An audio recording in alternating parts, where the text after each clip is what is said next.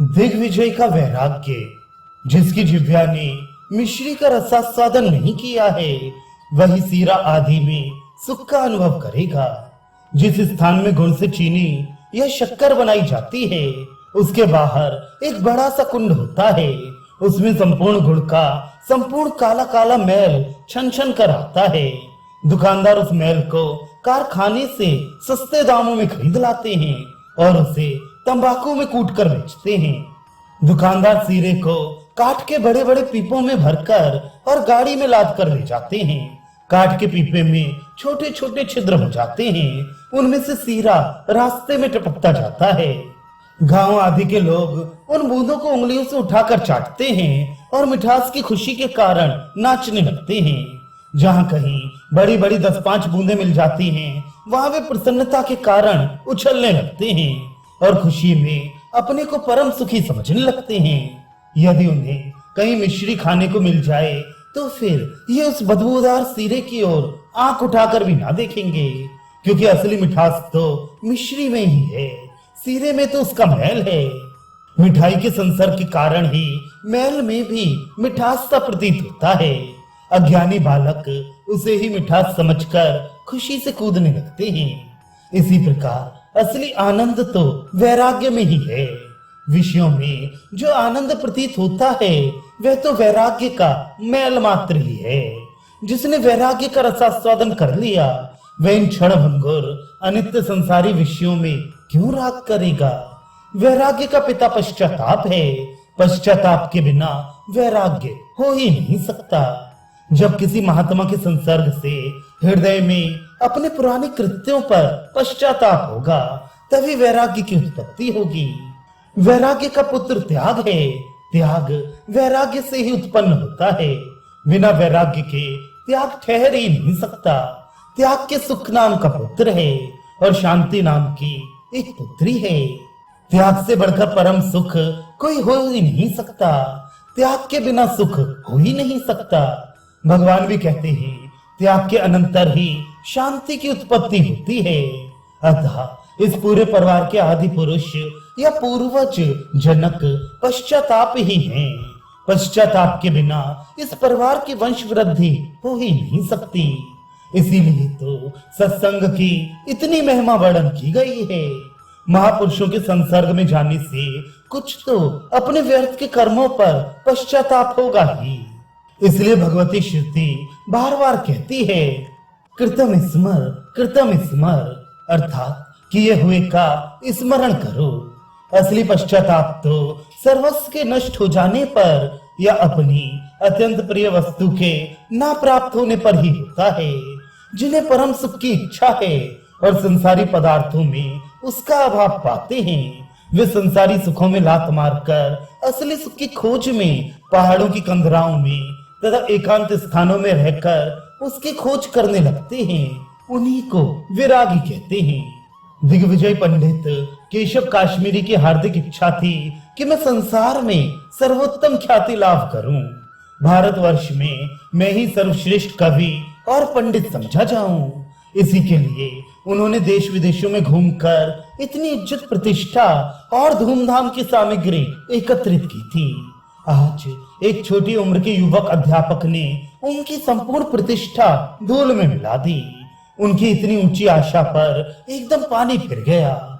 उनकी इतनी जबरदस्त ख्याति अग्नि में जलकर खाक हो गई। इससे उन्हें बड़ा पश्चाताप हुआ। गंगा जी से लौटकर वे चुपचाप आकर पलंग पर पड़ रहे। साथियों ने भोजन के लिए बहुत आग्रह किया, किंतु तबीयत खराब होने का बहाना बताकर उन्होंने उन लोगों से अपना पीछा छुड़ाया। वे बार बार सोचते थे, आज मुझे हो क्या गया। बड़े बड़े दिग्गज विद्वान मेरे सामने बोल नहीं सकते थे। अच्छे अच्छे शास्त्री और आचार्य मेरे प्रश्नों का उत्तर देना तो अलग रहा, यथावत प्रश्न को समझ भी नहीं सकते थे। पर आज गंगा किनारे उस युवक अध्यापक के सामने मेरी एक भी ना चली। मेरी बुद्धि पर पत्थर पड़ गए।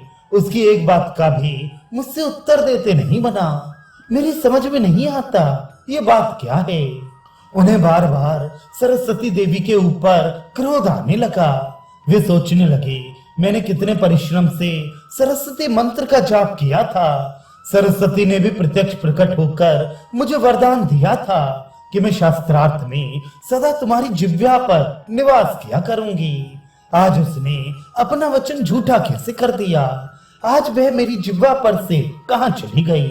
इसी उधेड़ बुन में वे उसी देवी के मंत्र का जप करने लगे और जप करते करते ही सो गए।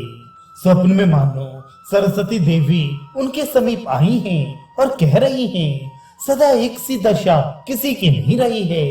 जो सदा सबको विजय ही करता रहा है उसे एक दिन पराजित भी होना पड़ेगा। तुम्हारे ये पराभव तुम्हारे कल्याण के ही निमित्त हुआ है।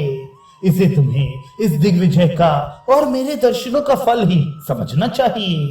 यदि आज तुम्हारी पराजय न होती तो तुम्हारा अभिमान और भी अधिक बढ़ता। अभिमान ही नाश का मुख्य हेतु है। तुम निमाई पंडित को साधारण पंडित ही ना समझो। वे साक्षात नारायण स्वरूप हैं। वे नर रूपधारी श्री हरि ही हैं। उन्हीं की शरण में जाओ, तभी तुम्हारा कल्याण होगा और तुम इस मोह रूपी अज्ञान से मुक्त हो सकोगे। इतने में ही दिग्विजय की आंखें खुल गईं।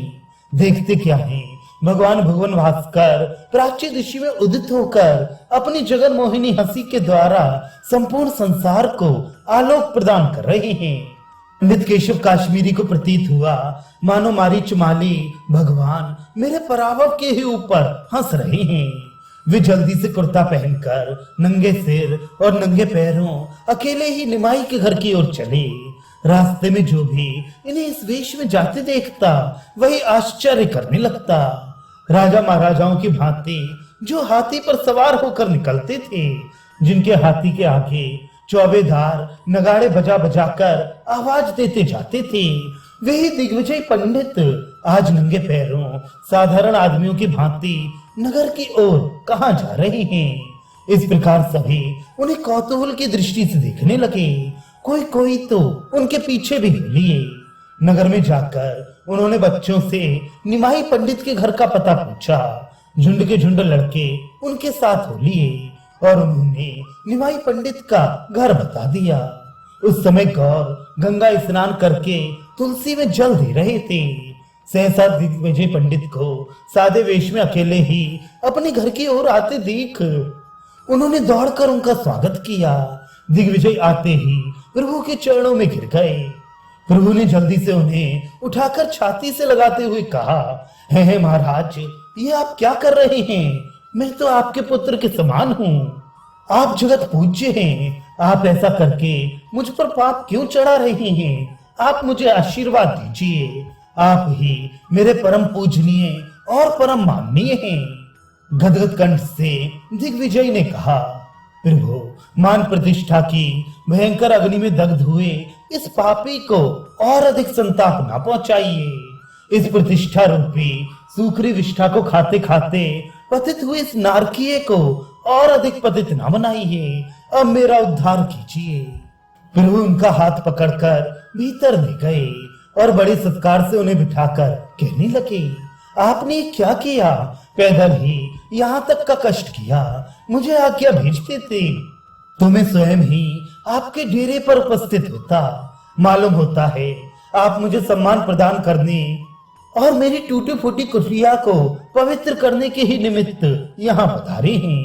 इसे मैं अपना परम सौभाग्य समझता हूँ। आज ये घर पवित्र हुआ, मेरी विद्या सफल हुई, जो आप जैसे महापुरुषों के चरण यहाँ पधारे। दिग्विजय पंडित नीचा सिर किए चुपचाप प्रभु की बातें सुन रहे थे। वे कुछ भी बोलते नहीं थे। इसलिए प्रभु ने धीरे धीरे फिर कहना प्रारंभ किया, कल मुझे पीछे से बड़ी लज्जा आई। मैंने व्यर्थ में ही कुछ कहकर आपके सामने धृष्टता की। आप कुछ और ना समझें। आपने सुना ही होगा, मेरा स्वभाव बड़ा ही चंचल है। जब मैं कुछ कहने लगता हूँ तो आगे पीछे की सब बातें भूल जाता हूँ। बस फिर बकने ही लगता हूँ। छोटे बड़े का ध्यान ही नहीं रहता। इसी कारण कल कुछ अनुचित बातें मेरे मुख से निकल गई हों तो उनके लिए मैं आपसे क्षमा चाहता हूँ। दिग्विजय ने अधीर होकर कहा, प्रभु, अब मुझे अधिक वंचित ना कीजिए। मुझे सरस्वती देवी ने रात्रि में सब बातें बता दी हैं। अब मेरे उद्धार का उपाय बताइए। प्रभु ने कहा, आप कैसी बातें कह रहे हैं? आप शास्त्रों के मर्म को भली भांति जानते हैं, फिर भी मुझे सम्मान देने की दृष्टि से आप पूछते ही हैं, तो मैं निवेदन करता हूँ। असल में मनुष्य का एकमात्र कर्तव्य तो उसी को समझना चाहिए जिसके द्वारा प्रभु के पाद पद्मों में प्रगाढ़ प्रीति उत्पन्न हो। यह जो आप हाथी घोड़ों को साथ लिए घूम रहे हैं, ये भी ठीक ही है, किंतु इनसे संसारी भोगों की ही प्राप्ति हो सकती है। भगवत प्राप्ति में ये बातें कारण नहीं बन सकती, आप तो सब जानते ही हैं। अर्थात सुंदर सुललित सौष्ठव युक्त धारा प्रवाह वाणी और बढ़िया व्याख्यान देने की युक्ति, ये सब मनुष्य को संसारी भोगों की ही प्राप्ति करा सकती हैं। इनके द्वारा मुक्ति अर्थात प्रभु के पाद पद्मों की प्राप्ति नहीं हो सकती। संसारी प्रतिष्ठा का महत्व ही क्या है? जो चीज आज है और कल नहीं है, उसकी प्राप्ति के लिए प्रयत्न करना व्यर्थ है। महाराज भर्तहरि ने इस बात को भली भांति समझा था। वे स्वयं राजा थे, सब प्रकार के मान सम्मान और संसारी भोग पदार्थ उन्हें प्राप्त थे। उनकी राजसभा में बड़े बड़े धुरंधर विद्वान दूर दूर से नित्य प्रति आया ही करते थे, इसलिए उन्हें इन सब बातों का खूब अनुभव था। वे सब जानते थे कि इतने भारी भारी विद्वान इज्जत प्रतिष्ठा और अनित्य तथा दुख का मुख्य हेतु बताने वाले धन के लिए किस प्रकार कुत्ते की तरह पूंछ हिलाते रहते हैं। इन्हीं सब कारणों से उन्हें परम वैराग्य हुआ और उन्होंने अपने परम अनुभव की बात इस एक ही श्लोक में बता दी है कि इन श्रुति स्मृति पुराण और बड़े विस्तार के साथ शास्त्रों के ही पठन पाठन में जिंदगी को लगाए रहने से क्या होता है। बस इनसे स्वर्ग रूपी ग्राम में एक कुटी बनाकर भोगों को भोगने का ही अवसर मिल जाता है। इस कर्म कांड के क्रियाकलापों में काल यापन करने से क्या लाभ है? जो इस दुख रचना से युक्त संसार बंधन को विध्वंस करने में प्रलय अग्नि के समान तेजोमय है। ऐसे प्रभु के पाद पद्मों को निरंतर भाव से सेवन करते रहने के अतिरिक्त ये सभी कार्य वैश्यों के से व्यापार हैं। एक चीज को देखकर उसके बदले में दूसरी चीज लेना है। असली वस्तु तो प्रभु की प्राप्ति ही है, उसी के लिए उद्योग करना चाहिए। दिग्विजय ने कहा, अब आप हमें हमारा कर्तव्य बता दीजिए, ऐसी हालत में हमें क्या करना चाहिए? अब इस वणिक व्यापार से तो एकदम घृणा हो गई है। प्रभु ने हंसते हुए कहा, आप शास्त्रज्ञ हैं, सब कुछ जानते हैं, शास्त्र में सभी विषय भरे पड़े हैं, आपसे कोई विषय छिपा थोड़ी ही है। किंतु हाँ, मैं इसे आपका परम सौभाग्य ही समझता हूँ कि इतनी बड़ी भारी प्रतिष्ठा से आपको एकदम वैराग्य हो गया है। लोग पुत्रेषणा और वित्तेषणा को तो छोड़ भी सकते हैं, किंतु लोकेषणा इतनी प्रबल होती है कि बड़े बड़े महापुरुष भी इसे छोड़ने में पूर्ण रीत से समर्थ नहीं होते। श्री हरि भगवान की आपके ऊपर ये परम असीम कृपा ही समझनी चाहिए कि आपको इसकी ओर से भी वैराग्य हो गया। मैं तो परम स्वरूप प्रभु की प्राप्ति में इसे ही मुख्य समझता हूँ। मैंने तो इस श्लोक को ही कर्तव्यता का मूल मंत्र समझ रखा है कि धर्म का आचरण करो और विषय वासना रूपी जो लोक धर्म है उन्हें छोड़ दो। सत्पुरुषों का निरंतर संग करो और हृदय से भोगों की इच्छा को निकालकर बाहर फेंक दो। दूसरों के गुण दोषों का चिंतन करना एकदम त्याग दो। श्री हरि की सेवा कथा रूपी जो रसायन है उसका निरंतर पान करते रहो। बस इसी को मैंने तो मनुष्य मात्र का कर्तव्य समझा है। इसके अतिरिक्त आपने जो समझा हो उसे कृपा करके मुझे बताइए। श्रीमद् भागवत के महात्म्य का ये श्लोक केशव पंडित ने अनेक बार पढ़ा होगा और उसका प्रयोग भी हजारों बार अपने व्याख्यानों में किया होगा, किंतु वे इसका असली अर्थ तो आज ही समझे।